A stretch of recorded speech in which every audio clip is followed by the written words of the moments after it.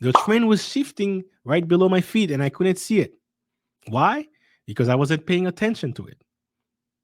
You are only aware of what you pay attention to.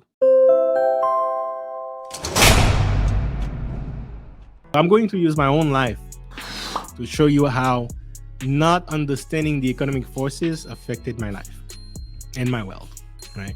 So, this is me. This is me at school. And yes, as you can see, I was a good student.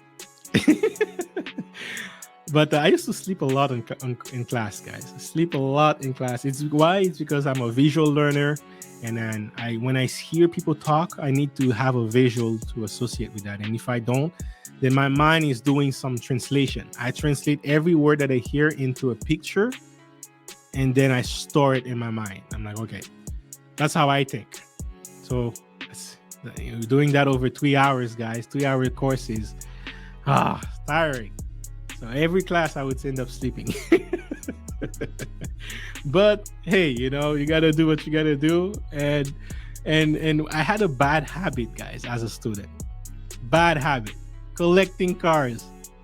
I was buying lots of liabilities, but man, I enjoyed it. And by the time I finished university, this was my car portfolio right here. My first car, and then I had to buy not just the car, but I had to buy a muffler, I had to buy the light, tinted windows. At one point I had like those fake spinning rims, and then after I had the good rims. Then and in the winter months I had this car right here only for the winter, and then I also had this car for when I would go on dates. I would bring this car with the leather seat, open sunroof. You gotta show what you gotta do. But man, I had a bad habit, and yes, man, that's what I was doing with my money. So lesson learned, guys. Don't invest in liabilities, because I don't own any of these cars now. And man, if I was investing in anything, stocks or cryptos back then, whew. Anyway, but despite being a good student, despite sleeping in courses and in class, I still managed to graduate. So it took me 3 years of college and 7 years of university. And this picture, this is me and my mom. You can tell my mom is pretty, but I don't look like her. But if you want to know if this is actually my mom, just look at her eyes and look at my eyes, so it's the same eyes. And my son also has the same eyes as her. So yeah, but I look like my dad, all right? So give me a break. But yes, guys, this was at the time, this was the proudest day of my life. I was graduating as an electrical engineering, bachelor in electrical engineering, spent 3 years in college, 4 years in university, and I was very proud, guys, but I was done with school. I wanted to go out there in the job market and work. But my mom was very proud of me. She was telling all of her friends, hey, your son who graduated. And I was proud too. I finally did something. I was the first engineer of my family. And it turns out I found out there was another engineer. But in my close family, I was the first. So I wanted to be there. We have doctors, we have lawyers, but we didn't have engineers yet. And I was very proud to be the first. So, but the reason why I'm showing you this picture is, although this moment at the time was my proudest moment, now looking back at it, I was celebrating a lie. I was celebrating a lie, and I didn't know it yet. And you're going to understand why it was a problem. But back then, I was on top of the world. I'm like, you know what? Now I have the diploma. I can go get the million. That's the way I was thinking about it. So 3 months later, I found my job, and then I bought my first car. First car after university. This is a car I always wanted to buy. It's an Acura TL Type S, and yes, I love this car. It used to be my dream car as a student, because every time school was rough, because school was really not easy for me, guys. I really struggled a lot at school. Turns out I'm bipolar and I have a learning disability, but at the time I didn't know it. But despite all that, I struggled to it and still managed to graduate with the bare minimum grade I needed to graduate. And yes, turns out I'm a C student, but C students are the best entrepreneurs, right? And C students hire A students to do their jobs, and that's the way I was starting to look to do after. But back in the days, man, I was buying cars, man. That's what I wanted to do. That was my passion, and modifying them cars. And it's not just buying them; it's also putting lots of money into modifying it. And look at this, being more creative. I was the only car in the entire country with the only Acura in the entire country with like red accent lights like this, and I was having fun with it, taking pictures with the sunset and all that, having fun, right? And my goal in life was to buy a G class. That was my goal in life. I wanted to buy this car right here. It's not the best looking car, but to me, this car means signify a success, right? Only successful people drive this car. And I actually have this joke where I say, I don't know if you guys know the movie Transformers, but if you know the movie Transformers, it's basically robots that mimic cars and they drive around.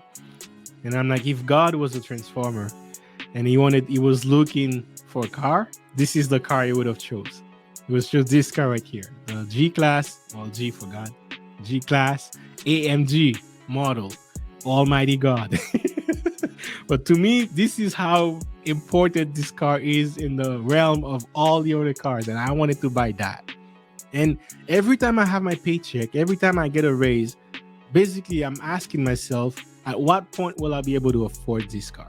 That's how I evaluating if I'm successful, if I'm getting enough money. And that's what I was doing in my 25, 26, 27 years old, right?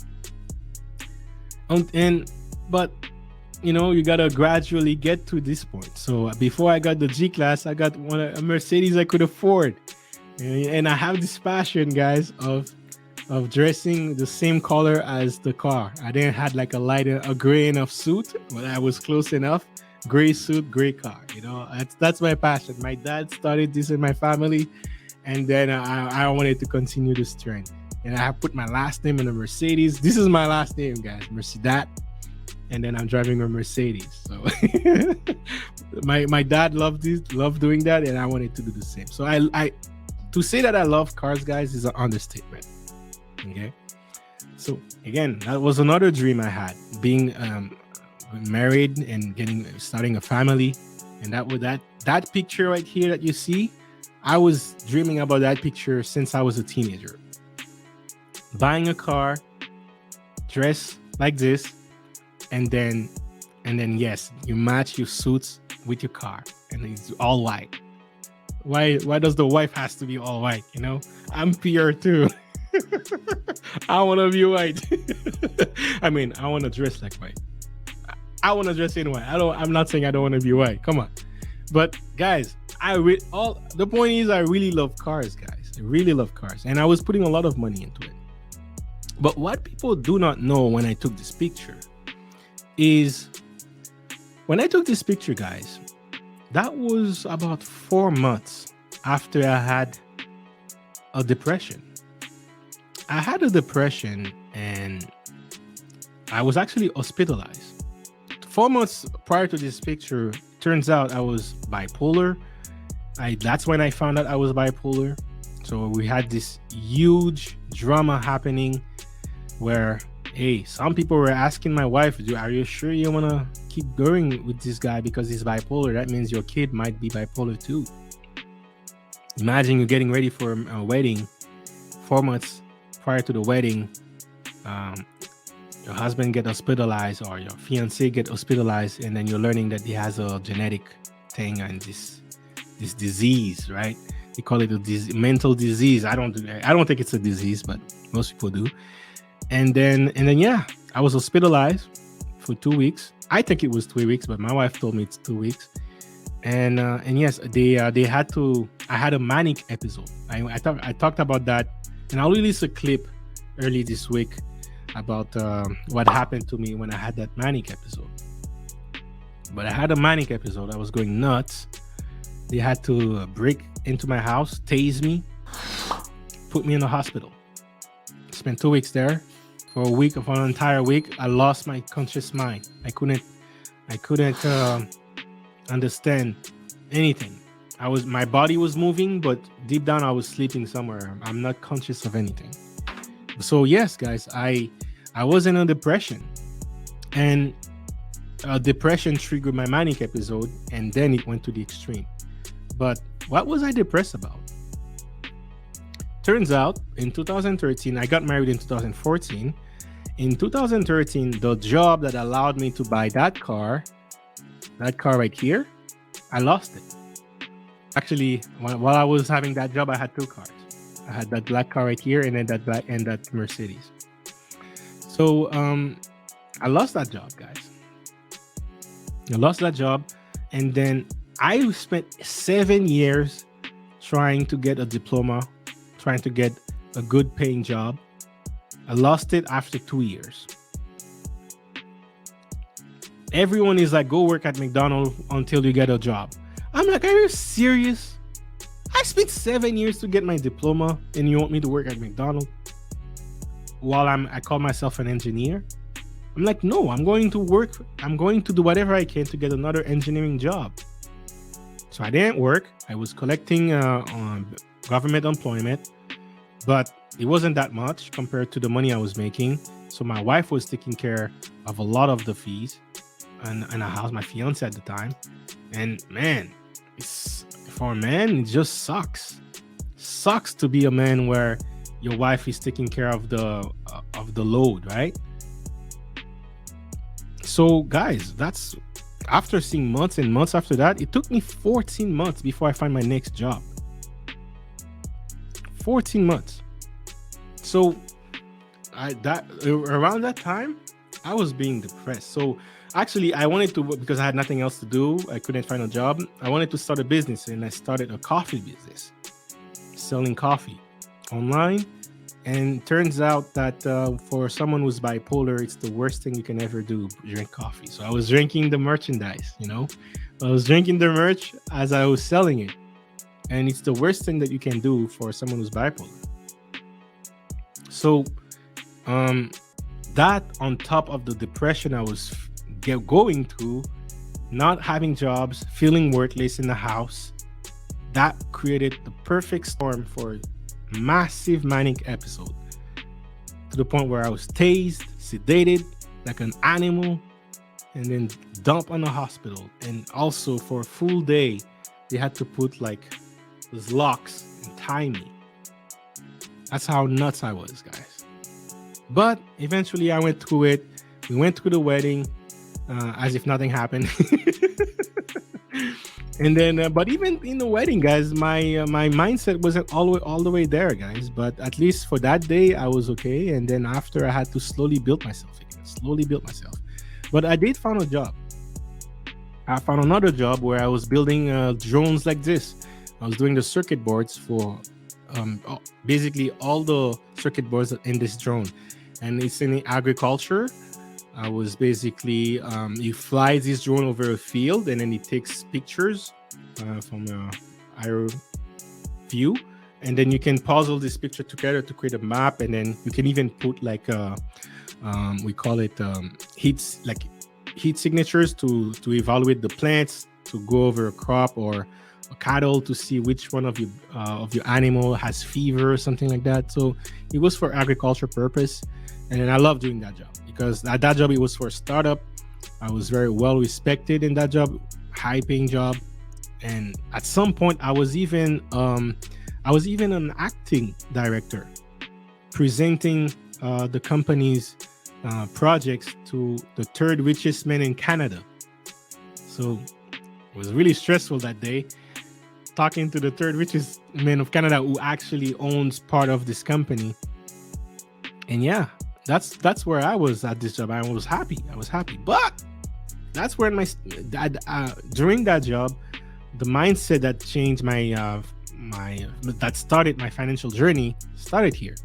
And that's when I was telling you guys I was working very late, and I saw that video from Salomondren. He was living life, and then that triggered me to start on my own and started looking for a way to invest. And that's how I end up in option. But I talked about that already. But there was a time on that job I felt sad again because I felt like I was going to lose my job again because I could see the trend. I see that some actions were happening, and then I noticed that there were things that were happening that could lead to me losing my job. But during this time, I was having fun. Bought another Mercedes, slowly going to my favorite car, and then same thing, right? The suits with the car, gotta match everything together. And I moved in from an apartment to a house. I was having fun, and back then, having a house with a backyard, even if it's that small, is a big deal. I had a 2-car garage. Man, trust me, I worked very hard to get that house because it wasn't easy. Buying a house in Ontario, you make a we didn't buy this house. We actually rented it, but even to find it for rent is a struggle. It's a struggle. You put some money down, you're ready to rent it, and then by the time you're on your way to sign the papers, someone else already gave more money. I agreed to give more money per month to take your place. This is how ruthless the market was in Toronto. And yes, guys, so I couldn't buy a house, forget it. And even renting a house was a challenge, but at least I moved into a house and I was having fun there. I left it. But what many people don't know is, yes, like I said, I couldn't buy one. And I went viral. This is an article from CBC Canada. It's one of the news channels, kind of like CNN for Canada. And then, yes, I had an article on me as a millennial who was struggling to buy a house. And and many millennials could relate with me, and that's why this went viral. And basically, I was saying that I was aggressively saving to buy a house, but by the time my down payment is ready, the market was already like 30% up, 50% up, and then I had to save more. And then by the time I have more, the market was going way higher. So I couldn't catch up with the market because my salary wasn't coming fast enough for me to cover the market, and I couldn't buy a home. And what was I trying to do back then? I was trying to do what I was taught to do. Hey, you go to school, you get a job, you buy a house, and then you retire. That's what I was trying to do, guys. That was my life. And then I couldn't even do that. I couldn't buy the car I wanted. I couldn't buy a house. And also I'm trying to survive in my job because I feel like a couple things are moving. And if I lose my job and I end up buying a house, I'm stuck with a 30-year-old bill that I can't do anything with it. And the lesson that I want to show you guys in all this, and I think Peter Investor M mentioned it earlier, trend. It is one of the most important forces that can affect your wealth.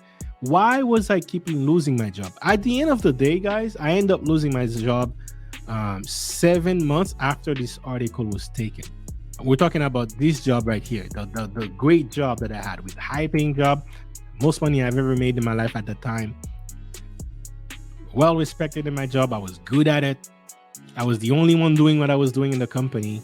And then I was acting director also. Proposing new designs, like acting director. I was barely 27 years old. So I was, I was doing it. It was a matter of time before I owned the world, right? No. 7 months after, I got laid off. But I wasn't fired. I was never fired in a professional job. I was always laid off though. And why? Why was I laid off? Here's a very important question. And this is something, trust me when I say, I learned it the hard way. I learned it through depression that almost took my life. The first depression, apparently, when I lost my mind, I was talking about deleting myself. All right. So it's serious, guys. And the second time I lost my job, I wasn't to the point of deleting myself, but it wasn't good. It wasn't good, guys. And depression is real, especially for me, who has this bipolar. My mood goes up and down, and when it goes down, it goes down. When it goes up, I feel like I'm Superman. But when it goes down, guys, it's really down. So it's not just a mindset. I really had to build a system to come out of depression. I really had to build a system for me because I have to keep doing that work all the time. Because whenever my mood gets down, I have to make sure that it doesn't get to a point where I get too depressed. But why am I telling you all this, guys? When I went to college, I spent 2 years in college. Being an electronics technician or electronics engineering was the thing to do to make money. Great money. Out of college, I could have made like 45, 50K a year. And then after university, that's easily 60, 70K, right? Starting salary. Now, while I was in university, before I got in university, electronic engineering was still booming. Lots of demands. People are asking, circuit boards all over the place. We need that. But by the time I got out of the university, the market started to change. Some companies prefer to deal with China as opposed to hire someone like me to build a circuit board, right? The trend changed, and that was a trend because it wasn't just one company, it was many companies doing that. The trend was shifting right below my feet and I couldn't see it. Why? Because I wasn't paying attention to it. You are only aware of what you pay attention to. You are only aware of what you pay attention to.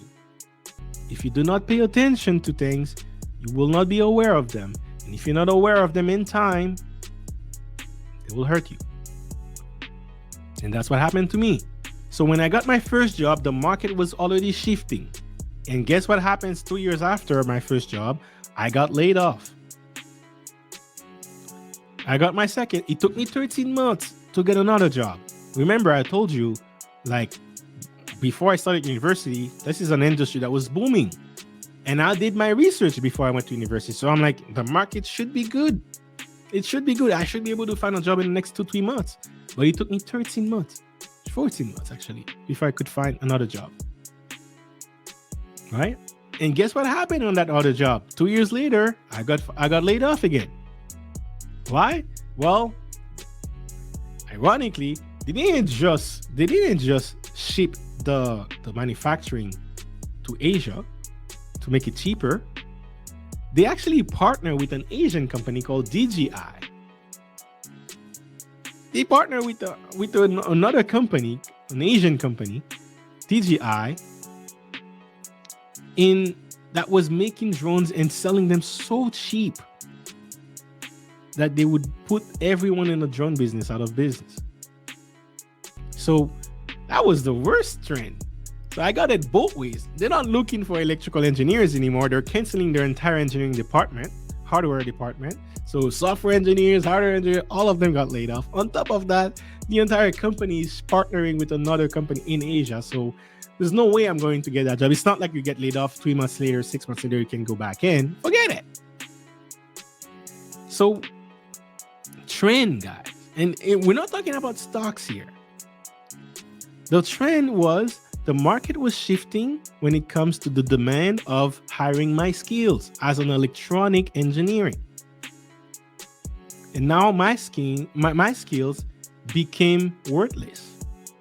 Not necessarily worthless, but a lot less in demand than it was 4 years ago. I also talk about real estate in this example, right? I talked about real estate. I couldn't buy real estate. I was trying to buy real estate. I mean, looking back at it now, thank God I didn't buy it. But back then, I didn't feel that way. I felt like, man, I want to buy a house. I felt unsuccessful. I felt like I was failing in life, not buying a house. Right? I had a great job. I had great everything. I wanted to buy a house. But I couldn't. Why? Because the trend in the real estate market was at its peak. It was booming. Houses we're talking about 4-bedroom houses were selling for $800,000, $1 million, $1.2 million in the not even in Toronto area. We're talking about like outside of Toronto, 30 minutes away from Toronto. It's still $800,000 for a house. So as me and my wife, we were both engineers making what should have been a comfortable salary in a household. Like when you combine our household in Canada, we should be like in a higher middle class level.